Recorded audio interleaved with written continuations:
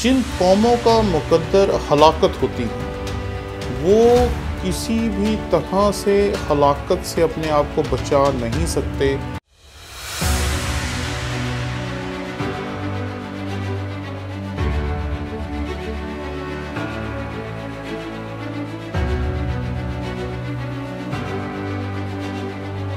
आपके सीखने के शौक़ को हमने खुशामदीद कहा है। हमने टोनी विलियम ऑफिशियल चैनल बनाया जिस पे जाकर आप किसी भी मज़मून के बारे में बेशुमार जो लेक्चर्स होंगे वो ले सकते हैं, और आप जब उसके 1000 सब्सक्राइबर पूरे कर देंगे उसी दिन से हम कोर्सेज़ डालना शुरू कर देंगे। इसलिए जल्दी करें और उस चैनल को सब्सक्राइब करें ताकि उसका 1000 का जो हमारा टारगेट है हम उसे अचीव कर सकें। शुक्रिया।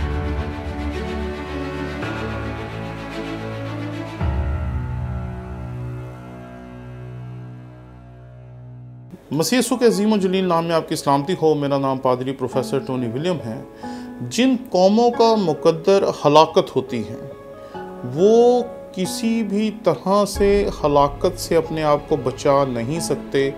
खुदा उनकी तरफ अपने नबी भेजता है, अपने पैगामात भेजता है, बार बार उन्हें एहसास दिलाता है कि वो बच जाएं। उसने मछली के पेट में रख कर यूना को नैनवा तक पहुंचा तो दिया, लेकिन नैनवा का जो पैगाम था वो भी उन्हें 1 सदी तक ही बचा सका। उसके बाद हम जानते हैं कि खुदा ने नाऊम को भेजा और यूना के 100 साल के बाद जो नैनवा था वो तबाह हो गया। क्यों? क्योंकि खुदावंद का कलाम बड़ा वाज़ेह है। मेरे साथ देखिए यिर्मयाह नबी का सहीफ़ा, उसका 8वां बाब और उसकी 22वीं आयत खुदावंद के कलाम में से हम पढ़ेंगे। क्या जलाद में रोगने बलसान नहीं है? क्या वहाँ कोई तबीब नहीं? मेरी बिन्नते कौम क्यों शिफा नहीं पाते? जब हम लफ्ज़ रोगन को देखते हैं तो खुदावंद के कलाम में ये लफ्ज़ कमोबेश 6 मरतबा इस्तेमाल हुआ। जब हम यूसुफ को कुएं से निकालने वाले इस्माइलियों को देखते तो ये रोगन उनके पास भी था। जब याकूब अपने बेटों को दूसरी बार भेजता है तो वो रोगन उन्हें देकर भेजता है। और इसके अलावा यिर्मयाह 3 मरतबा इस रोगन का जिक्र करता है, जबकि 1 मरतबा इसके बारे में हिस्कियल में भी हमें खुदावंद के कलाम में इस रोगन का जिक्र मिलता है। ये रोगन था क्या? रोगन दरअसल एक चिकनाहट वाली चीज़ को कहा जाता था। एक ऐसी चीज़ जिसमें चिकनाई होती थी, जो चीज़ों को चिकना कर देती थी। और ये रोगन जो था ये बहुत सारी चीज़ों से हासिल किया जाता था, लेकिन ज़्यादातर ये रोगन जो था वो पौधों और दरख्तों से हासिल किया जाता था। कदीम दौर में बाज़ दरख्त ऐसे होते थे जिनको कट लगा दिया जाता था, और जो रोगन था वो उनके कट से या उनकी टूटी हुई शाखों से बहने लगता था, और उसे हकीम और दूसरे लोग जो उन रोगनों की या रोगन की उन इकसाम की इफादियत से वाकिफ़ थे वो उन्हें जमा कर लिया करते थे। रोगन की तारीख़ बड़ी दिलचस्प है, लेकिन इसे जितना ज़्यादा पढ़ें ये उतना ज़्यादा आपको उलझा देगी। पहली चीज़, रोगन बलसान जिस दरख्त से मिलता था, ये दरख्त दरअसल तोहफे में सुलेमान बादशाह को दिया गया था मलका सबा की तरफ से। दूसरी बात, रोगन बलसान जिस दरख्त से हासिल किया जाता था ये एवरग्रीन किस्म का दरख्त था जो हमेशा सरसब्ज रहता था। और इस ज़मन में आखिरी चीज़ जो है वो एक बहुत मुस्तनद मौरख ने लिखी, इसलिए मैं आपकी खिदमत में पेश कर रहा हूँ कि जलाद दरअसल दवाइयों की मंडी थी, और यहाँ पर दवाइयाँ दीगर इलाकों से लाई जाती थी। इसलिए ये सवाल बड़ा फ़र्क है, हम इसे फ़र्क तरीके से समझते रहें। हम समझते रहे कि शायद जलाद वो जगह थी जहाँ दरख्तों से रोगन निकाला जाता था, लेकिन जब हम इस हवाले को पढ़ते हैं या इस तारीख़ी حقیقت کا مطالعہ کرتے تو پتہ چلتا ہے کہ جلاد وہ جگہ تھی جہاں پر ادویات بیچی جاتی تھی، لائی جاتی تھی، اور وہاں سے لوگ دوسرے علاقوں میں لے کر جاتے تھے۔ تو یہاں پتہ چلتا ہے کہ جلاد میں روغن بلسان کیوں نہیں ہوگا۔ دیکھیں جی، آج کے دور میں اگر دیکھ لیں تو لاک ڈاؤن میں جب سب کچھ بند ہو گیا تھا تب بھی کھانے کی چیزیں، ادویات اور باقی چیزیں سب کچھ ہمارے لیے موجود تھیں۔ اسی طرح سے یہاں جو سوال خدا کا بندہ کر رہا ہے وہ بہت زبردست ہے۔ کیا جلاد میں جو دوائیوں کی منڈی ہے روغن بلسان نہیں؟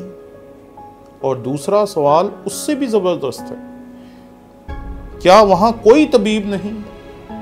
جہاں دوائیاں بکتی ہیں وہاں آج کل کے دور میں کیمسٹ ہوتے ہیں، لیکن قدیم دور میں وہاں پر طبیب ہوتے تھے جو لائی جانے والی جڑی بوٹیوں کو دیکھا کرتے تھے، خریدا کرتے تھے اور ان کو تیار کر کے آگے بیچا کرتے تھے۔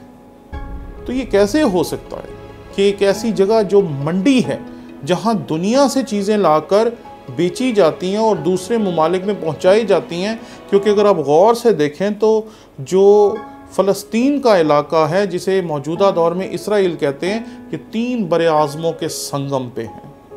اس لیے 3 بر اعظموں کی جو تجارت تھی وہ اس روٹ سے ہوتی تھی۔ اس لیے جو سوال ہے وہ بڑا زبردست ہے کہ کیا جلاد میں روغن بلسان؟ وہاں تو ڈھیروں کی تعداد میں ہے، وہاں تو بڑی مقدار میں روغن بلسان ہے، اور پھر وہاں کوئی طبیب نہیں؟ یہ کیسے ہو سکتا ہے؟ وہاں تو ہر دکان میں بیٹھنے والا طبیب ہی ہوگا، حکیم ہی ہوگا، حکمت کو جاننے والا ہوگا۔ اور جو آخری بات ہے وہ اس سے بھی کمال اور دردناک ہے، اور وہ یہ ہے، میری بنت قوم کیوں شفا نہیں پاتی؟ دوائی بھی ہے، دوائی دینے والے حکیم بھی ہیں، لیکن دوائی کو لے کر استعمال کرنے والے کی نیت درست نہیں ہے، وہ خدا کے کلام کی تابعداری کرنے کے لیے تیار نہیں۔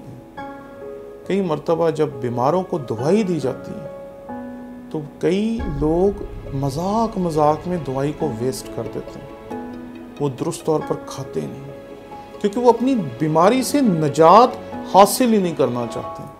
وہ سمجھتے ہیں ٹھیک ہے، ہماری زندگی جیسے چل رہی ہے ٹھیک ہے، لوگ ہماری کیئر کر رہے ہیں ٹھیک ہے، ہمیں پیار کر رہے ہیں ٹھیک ہے، ہماری دیکھ بھال کی جا رہی ہے، ڈاکٹر ہماری دیکھ بھال کر رہے ہیں، نرسز ہماری دیکھ بھال کر رہے ہیں، بس ٹھیک ہے، وہ سیٹسفائیڈ ہوتے ہیں اپنی اس زندگی سے۔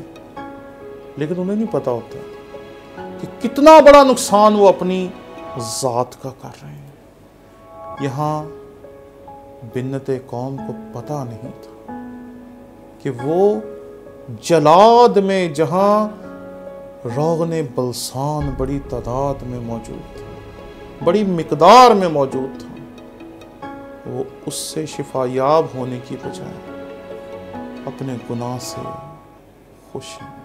یہاں اس حقیقت کو ذہن میں رکھیں کہ خدا کی شفا اور اس دنیا کی چیزوں سے ملنے والی شفا میں زمین اور آسمان کا فرق ہوتا ہے۔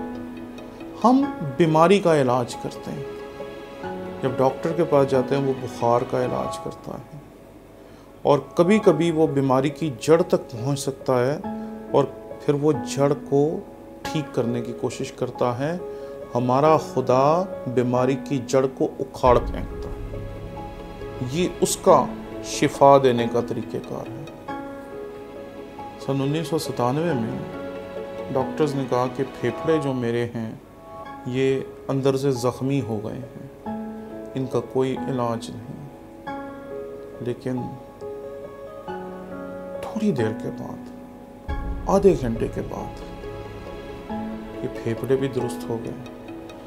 آج اس واقعے کو کم و بیش 24 سال ہو گئے ہیں، آج تک کبھی پھیپھڑوں کی کسی دوائی کی ضرورت نہیں پڑی۔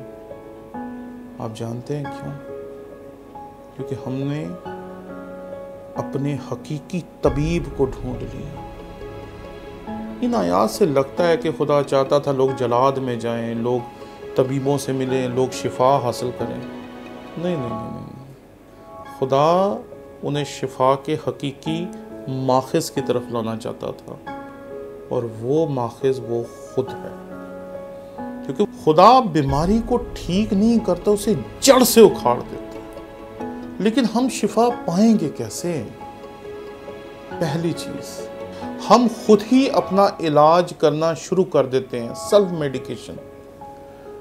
جب پتہ چلتا ہے کہ حالات خراب ہو رہے ہیں تو پھر ہم دعائیں کرنا شروع کر دیتے ہیں۔ جب پتہ چلتا ہے کہ اب پیسے ختم ہو رہے ہیں تو ہم بائبل پڑھنا شروع کر دیتے ہیں۔ جب پتہ چلتا ہے کہ اب زندگی جو ہے وہ کم ہو رہی ہے بیماریوں کی وجہ سے، تو پھر ہم پادری ڈھونڈتے ہیں کہ کون سا پادری ہے، کون سا حکیم ہے جو ہمیں یوں درست کر دے۔ اور کوئی حکیم، کوئی پادری، کوئی خدا کا خادم ہمیں ٹھیک نہیں کر سکتا۔ آپ کی دعا، آپ کا بائبل پڑھنا، آپ کا چندہ دینا آپ کو کبھی بھی شفا نہیں دے سکتا۔ ہم میں غرور ہی بڑھا ہے۔ ہم فلاں سے دعا کیوں کروائیں، ہم فلاں کے پاس کیوں جائیں۔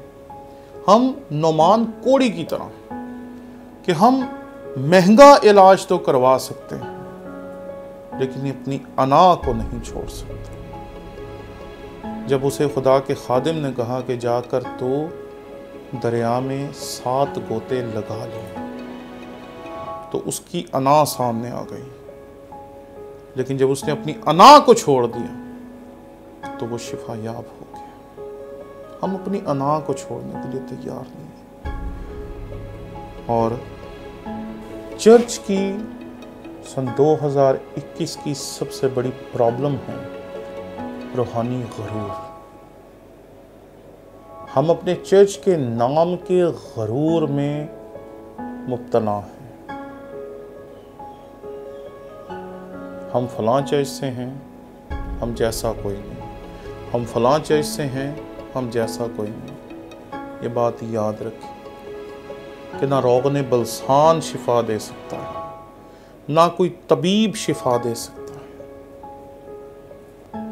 صرف شفا وہ دے سکتا ہے جس نے شفا کی قیمت ادا کی ہے، اور وہ اس دنیا کی تاریخ کا ایک ہی شخص ہے جس نے آپ کی اور میری شفا کے لیے اپنا خون بہایا۔ ہم جب تک اپنا علاج خود کرنے کی اس سوچ سے باہر نہیں نکلتے، جب ہم اپنے آپ کو بہت کچھ سمجھنا نہیں چھوڑتے، جب ہم اپنے چرچ کے روحانی غرور سے آزاد نہیں ہوتے اور سب کچھ مسیح یسوع کے قدموں میں لا کے نہیں رکھ دیتے، ہمیں کوئی شفا نہیں دے سکتا۔ اس آیت کے 2 پہلو ہیں۔ پہلا پہلو یہ کہ سب کچھ موجود ہے، پھر شفا کیوں نہیں پاتی؟ لیکن دوسرا پہلو یہ بھی ہے کہ اگر یہ سب کچھ موجود ہو اور اس سے بنت قوم جا کے حظ اٹھائے تو وہ پھر بھی شفا نہیں پا سکتی، کیونکہ شفا کا ماخذ، منبع اور مرکز کوئی انسانی کوشش اور کاوش کبھی ہو ہی نہیں سکتی۔